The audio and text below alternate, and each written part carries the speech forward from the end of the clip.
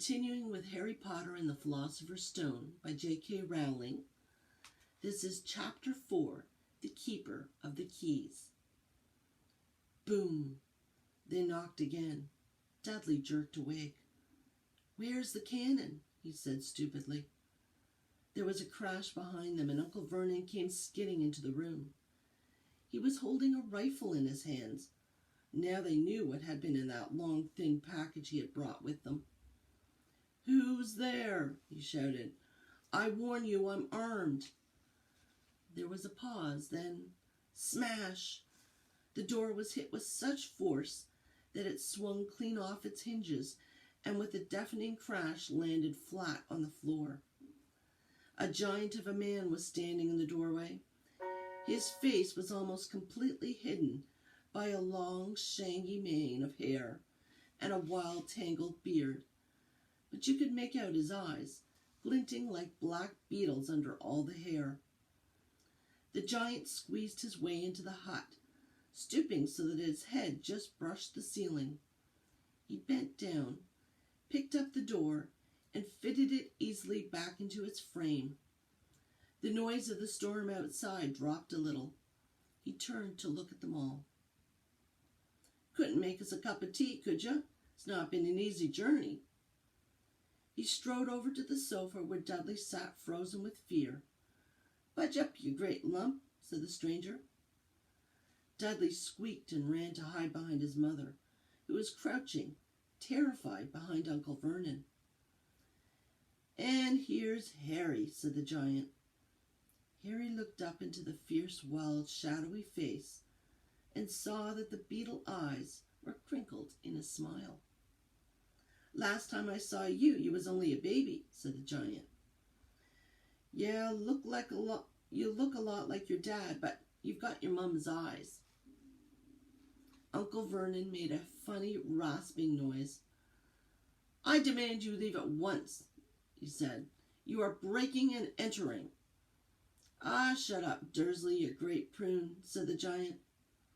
He reached over the back of the sofa, jerked the gun out of Uncle Vernon's hands, bent it into a knot as easily as if it had been made of rubber, and threw it into a corner of the room.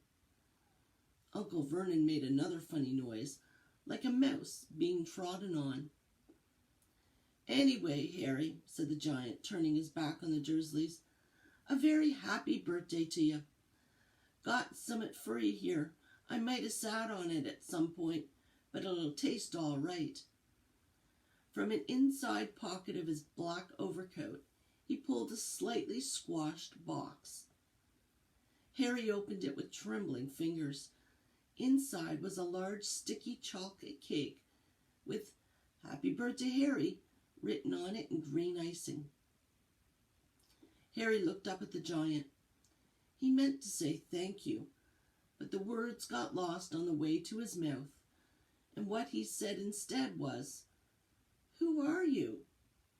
The giant chuckled. "True, I haven't introduced myself. Rubeus Hagrid, keeper of keys and grounds at Hogwarts." He held out an enormous hand and shook Harry's whole arm. "What about that tea then, eh?" he said, rubbing his hands together.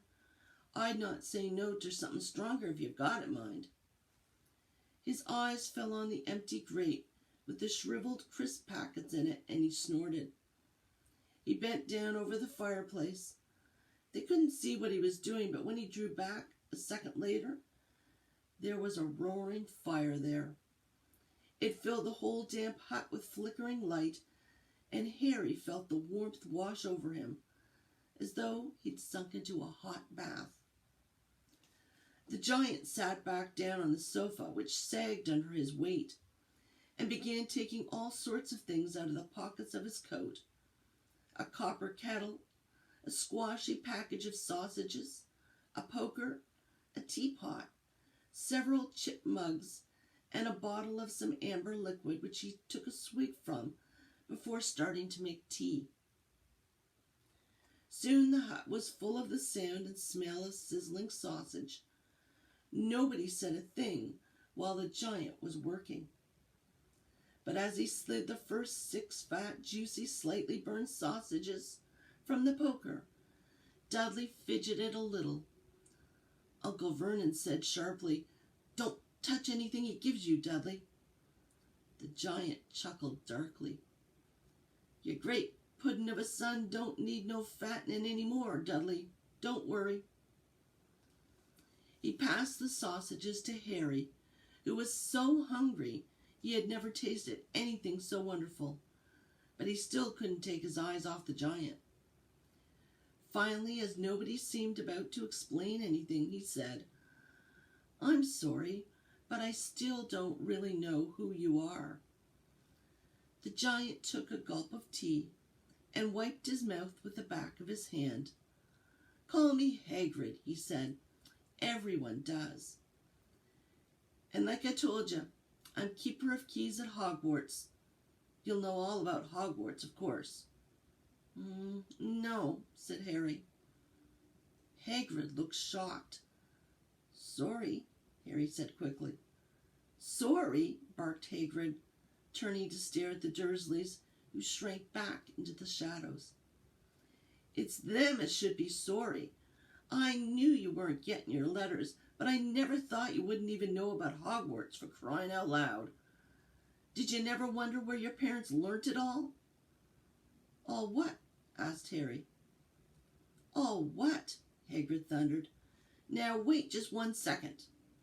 He had leapt to his feet. In his anger he seemed to fill the whole hut. The Dursleys were cowering against the wall. "Do you mean to tell me," he growled at the Dursleys, "that this boy, knows nothing about anything?" Harry thought this was going a bit far. He had been to school, after all, and his marks weren't bad. "I know some things," he said. "I can, do maths and stuff." But Hagrid simply waved his hand and said, "About our world, I mean. Your world, my world, your parents' world." "What world?" Hagrid looked as if he was about to explode. "Dursley!" he boomed. Uncle Vernon, who had gone very pale, whispered something that sounded like "Wimble, wimble." Hagrid stared wildly at Harry. "But you must know about your mum and dad," he said. "I mean, they're famous. You're famous." "What? My mum and dad weren't famous, were they?" You don't know.